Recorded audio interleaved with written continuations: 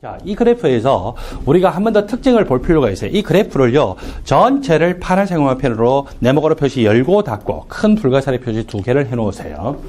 X축이 T분의 1입니다. 온도가 높아질수록 오른쪽으로 갈까요? 왼쪽으로 갈까요? 온도가 높아질수록 왼쪽으로 가겠죠? 오빠, 잠시만 기다려주세요. 그래서 온도가 상승하면 상승할수록 왼쪽으로 갑니다. 온도가 상승하니까 LNK가 Y축 값이 커집니까? 작아집니까? 작아지죠? K값이 어떻게 돼요? 작아져요. 그래서, 이 반응은 원래 발열 반응인데, 발열 반응인 경우에는 온도가 높으면 높을수록 평형상수가 더 작아지는 거구나, 라고 알 수 있어요. 그리고 발열 반응은요, 온도가 높으면 높을수록 평형이 정반응적으로 치우칩니까? 역반응적으로 치우칩니까? 역반응적으로 치우치죠. 역반응적으로 치우칠 뿐만 아니라 평형상수 값이 더 작아지더라. 자, 여기 X축이 온도가 낮은 영역이 오른쪽이고 온도가 높은 영역이 왼쪽이라고 했는데 저온 영역 그리고 고온 영역으로 나누어서 표현해 볼까요? LNK 값이 Y축으로 표현되어 있는데 K 값이 1인 경우에는 LNK 값이 0입니다. K 값이 1보다 큰 경우에는 LNK 값이 양수예요. K 값이 1보다 작은 경우에는 LNK 값이 음수로 나타나죠.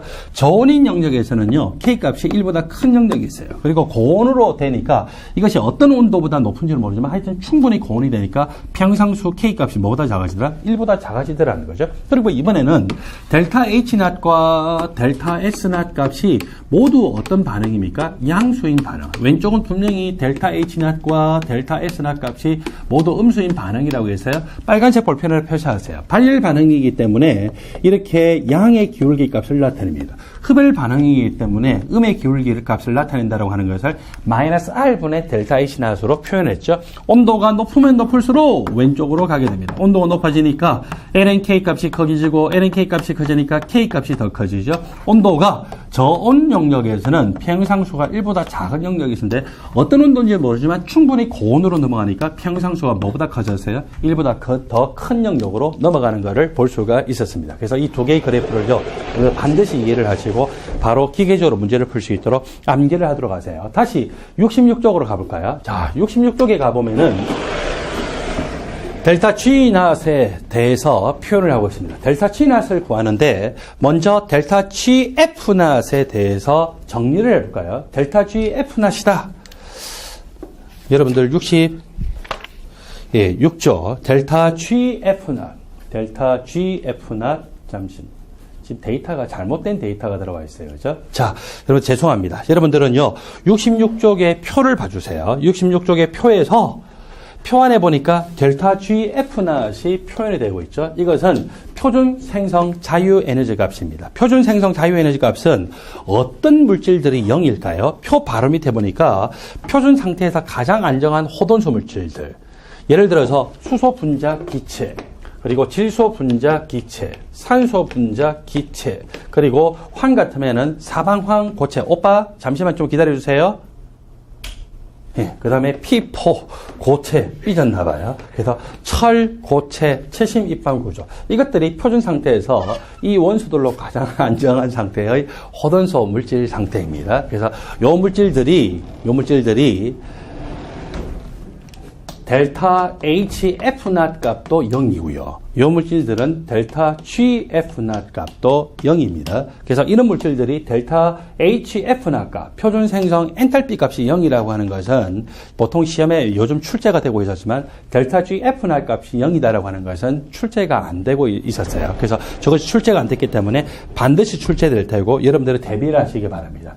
델타 GF0 값을 통해서 델타 G0 값을 구해보면은 생성물의 표준 생성 자유에너지의 합 빼기 반응물의 표준 생성 자유에너지의 합을 통해서 우리가 저것을 계산할 수 있죠. 그러면은 종합적으로 저것과 비슷한 공식이 세 가지가 있었어요. 어떤 공식입니까? 표준 생성 엔탈피 값을 알면은 생성물의 표준 생성 엔탈피의 합 빼기 반응물의 표준 생성 엔탈피의 합을 했을 때 이 반응의 표준 엔탈피 변화를 구할 수 있죠. 그 다음에 생성물의 표준 몰 엔트로피의 합 빼기 반응물의 표준 몰 엔트로피의 합을 하게 되면은 그 반응의 표준 엔트로피 변화 값을 구할 수 있어요. 생성물의 표준 생성 자유에너지의 합 빼기 반응물의 표준 생성 자유에너지의 합을 하게 되면은 그 반응의 표준 자유에너지 변화 값을 구할 수가 있었어요. 그래서 각각 어떤 데이터를 알면은 저것들을 풀 수가 있다고요.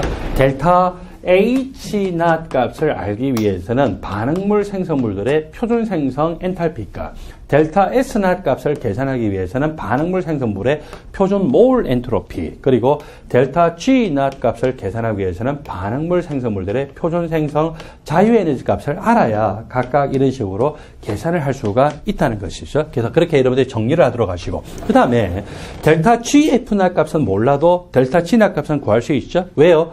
델타 HF0을 가지고서 델타 H0 값을 구했어요. 그리고 S0 값, 표준 몰 엔트로피 값을 이용해서 델타 S0 값을 구해서 요 두 개 값을 알고 있고, 그 당시의 온도를 알고 있으면은 델타 H0 빼기 T 델타 S0을 하게 되면은 그 값이 바로 뭐가 됩니까? 델타 G0이죠. 그러니까 델타 G0을 구할 때는요, 델타 H0과 델타 S0을 요 데이터를 통해서 구하고 난 다음에 그 온도 조건에서 대입해서 계산을 해도 되고, 또는 델타 G0을 구하기 위해서는 델타 GF0 값을 이용을 해서 구할 수도 있습니다. 자, 여러분들 교재에서 66쪽의 아래쪽에 8번 LNK 값은 마이너스 R분의 델타 H나 곱하기 T분의 더하기 R분의 델타 S나시다 라고 하는 직선 그래프고, 이 직선 그래프는 반드시 여러분들이 암기를 해서 기계적으로 문제를 풀 수 있도록 하십시오. 발열 반응의 경우는 이 직선 그래프의 기울기가 뭐라고요? 양의 기울기. 그리고 흡열 반응의 경우는 이 직선 그래프의 기울기가 음의 기울기다라고 표현했습니다. 여러분들 교재 67쪽에 보니까 카르노 순환에 대해서 나오고 있어요. 자, 카르노 순환에서 여기 A로부터 시작해서 B를 갔다가 C로 갔다가 T를 거쳐서 A로 지금 돌아오고 있죠. 그래서 이런 식으로 돌아오게 될 때 그때 일을 얼마나 했냐, 또는 열이 출입이 얼마나 됐냐라고 하는 것들을 계산을 하고자 할 때 종합적으로 정리를 하게 됩니다. 자, 앞에서 우리가 이미 배웠다시피 이런 형태의 그래프는요, X축이 다 부피예요. Y축이 압력으로 표현되고 있습니다. 만일에 이 부피와 압력이 서로 반비례 관계다라고 하면 이게 무슨 법칙입니까? 보일의 법칙이죠. 그래서 보일의 법칙이고, 보일의 법칙에 대해서 항상 이렇게 떠올리기를, 온도가 일정하고 몰수가 일정하다라면은 기체의 부피와 압력은 서로 무슨 관계라고요? 반비례 관계잖아요. 그래서 이렇게 기체의 부피 그리고 압력이 서로 반비례 관계이고, 여기서는 특별한 말이 없더라도 온도 일정, 몰수 일정인 것으로 생각할 수 있습니다. 보통 이런 경우에서 연력하게 문제가 나올 때는요, 뭐라고 가정이 나오냐면은 이상기체라고 표현되죠.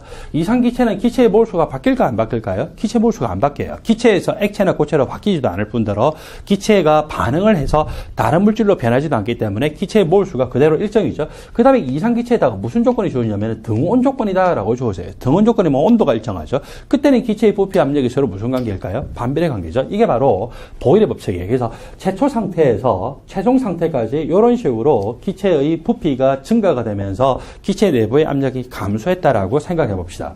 최종 상태의 압력은요, 외부의 압력하고 계의 압력이 같아질 때까지 이렇게 변하게 되는 거예요. 근데 단열 과정이라면은 똑같이 처음에서 출발하지만 결국 최종 상태의 압력은 외부 압력하고 같아져야 되기 때문에 어떻게 될까요? 여기까지 내려오겠죠? 근데 얼마만큼 내려오냐면 이런 식으로 내려오게 돼요. 그래서 더 가파르다라고 하는 것을 볼 수가 있죠. 그래서 등온 과정일 때는 보일의 법칙이 잘 성립이 되면서 비교적 완만한 이렇게 곡선 그래프가 그려지고, 단열 과정의 경우에는 굉장히 이렇게 스티프한 굉장히 이 기울기 값이 큰 값으로 나타나는 이런 그래프로 나타날 수가 있겠죠. 그래서 따라서 이렇게 밑에 최초 상태에서 개의 부피가 이만큼이었는데, 이것이 단열 과정일 때 자기가 부피가 팽창이 되면서 얼마만큼 일을 했냐, 이만큼 지금 일을 한 거예요. 부피 팽창에서. 그 다음에 등온 과정에서도 마찬가지로 자기가 피스톤을 바깥쪽으로 밀어내면서 일을 하는데, 처음 상태를 기준으로 얼마만큼 부피 팽창, 이만큼 부피 팽창하면서 일을 했고,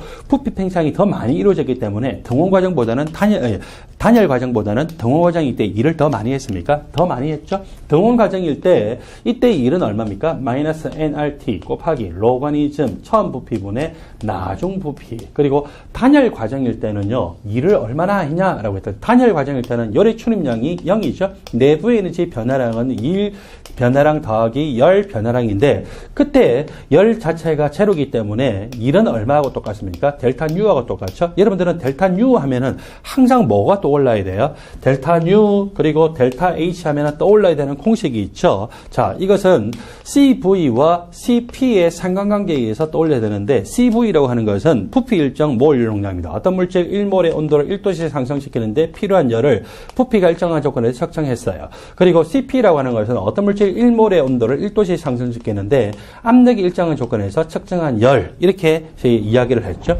이렇게 해서 다시 한 번 더 정리하게 되면 QV라고 하는 것은 N 곱하기 CV 곱하기 델타 T에 해당이 되고, QP라고 하는 것은 N 곱하기 CP 곱하기 델타 T에 해당이 되는데, QV가 지금 부피 일정 조건에 측정한 열인데, 부피 일정 조건에 측정한 열은 뭐하고 똑같다고요? 내부 에너지 변화하고 똑같죠? 압력 일정 조건에 측정한 열은 뭐하고 똑같습니까? 엔탈피 변화하고 똑같죠. 그래서 여러분들은 QV라고 하든지 내부 에너지 변화라고 하든지 항상 N 곱하기 CV 곱하기 델타 T가 떠올라야 되고, 그리고 QP라고 하든지 델타 H라고 하면 항상 N 곱하기 CP 곱하기 델타 T가 떠올라야 되겠죠. 자, 그래서 이 1은 얼마하고 똑같냐면 델타 U예요. 얼마일까요? 바로 1이라고 하는 것은 N 곱하기 CV 곱하기 델타 T하고 똑같겠구나 라고 계산을 할 줄 알아야 됩니다. 자, 왜 이거를 다시 한 번 더 이야기를 하냐면은 등온 조건이가 하고 탄열 조건 중에서 누가 더 가팔라요? 탄열 조건이 가파르죠? 그래서 여러분들 다시 카르노 순환에서의 이 그래프에서 보면은 두 개가 지금 등온 조건이고 두 개가 탄열 조건이에요. 가파른 것이 어디입니까? B에서 C로 갈 때가 더 가파르죠? 그래서 이 가파른 이것이 무슨 조건일 거다? 탄열 변화 조건. 그리고 또 D에서 A로 갈 때가 가파르기 때문에 이것이 탄열 조건입니다. 두 개는 등온이라고 했어요. 등온은 탄열보다는 좀 더 완만하게 되어 있죠. 그래서 이렇게 될 때가 등온 조건이고, 그리고 또 여기 C에서 T로 갈 때가 무슨 조건? 등온 조건이다라고 볼 수가 있죠. 그리고서 얼마만큼 일을 했냐라고 하는 것을 제가 조금 전에 이런 식으로 해서 그 그림으로 설명했는데, 항상 이 그래프의 아래쪽 면적만큼 자기가 일을 했다라고 계산해요. 단열 조건일 때도 이 그래프의 아래쪽 면적만큼 일을 했다고 하죠. 그러면은 A에서 B로 간 다음에 C로 가고, 또 C에서 T로 온 다음에 D에서 A로 다시 돌아올 때 A에서 B로 갈 때 얼마만큼 일을 했냐면은 이 곡선의 아래쪽 면적만큼 일을 했어요. B에서 C로 올 때 얼마만큼 일을 했냐면 또 부피가 팽창이 됐죠. 부피가 팽창이기 때문에 걔 입장에서는 이만큼의 일을 했다라고 이야기합니다. 이번에 C에서 T로 갈 때는요, 여기 이만큼의 일을 걔가 한 걸까요? 받은 걸까요? 걔가 받은 거겠죠. 그래서 이제 걔가 일을 그만큼 받았고, 그리고 또 D에서 A로 올 때는 이 곡선 아래쪽의 부분만큼 걔가 일을 받았어요. 따라서 걔가 주위한테 알짜로 한 일은 얼마만큼 해당될까요? 바로 안에 있는 요만큼의 면적이 알짜로 한 일이죠. 그 다음에 생각을 해보세요. 전체적으로는 걔가 주위한테 일을 알짜로 한 거예요? 알짜로 받았어요?